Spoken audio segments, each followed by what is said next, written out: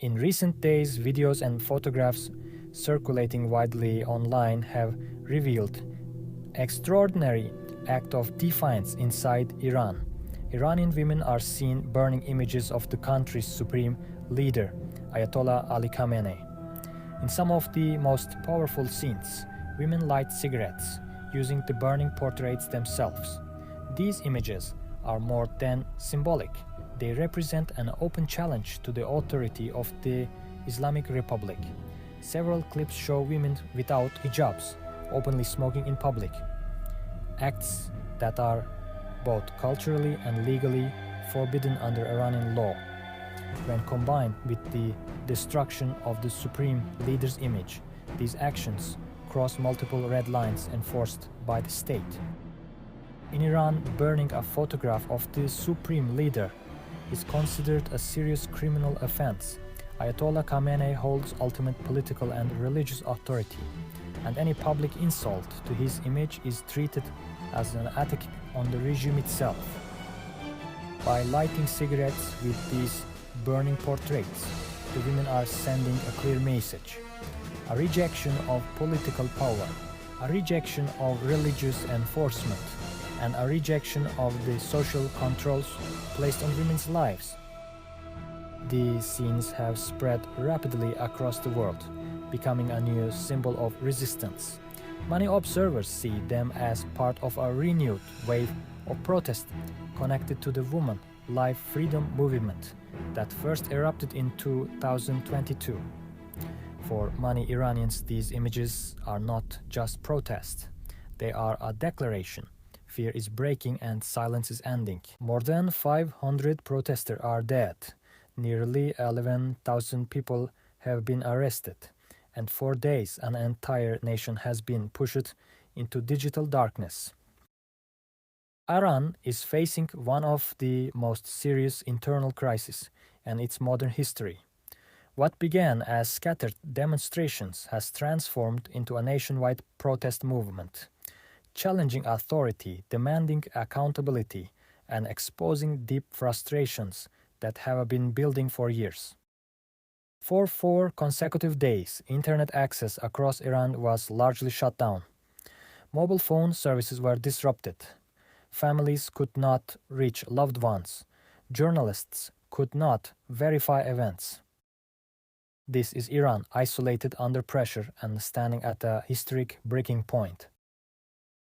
Thus, protests did not erupt overnight. They are the result of years of economic hardship, rising inflation, political repression, and limited personal freedom.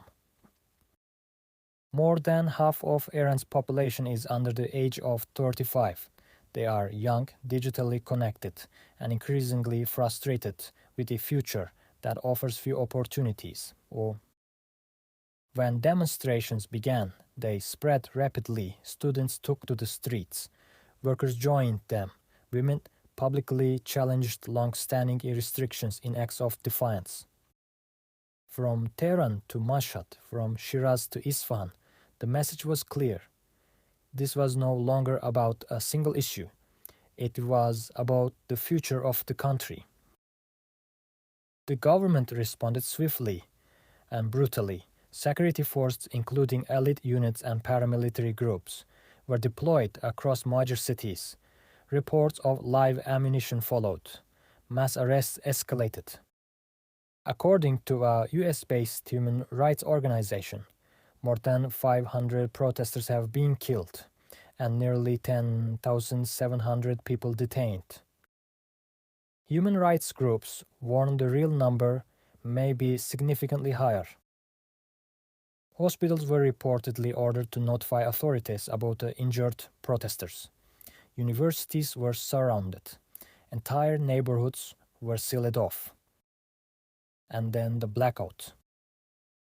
As protests intensified, Iran shut down internet access across much of the country. Social media platforms went dark.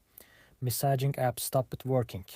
Even basic phone calls were disrupted.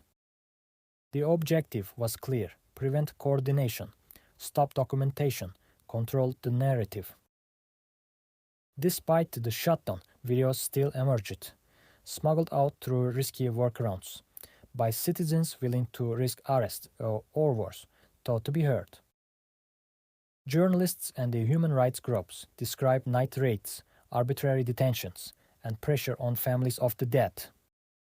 In some cases, mourning itself became an act of resistance. Women have emerged as central figures in this movement. By removing mandatory head coverings, they challenged decades of enforced control over personal freedom. The state response was severe.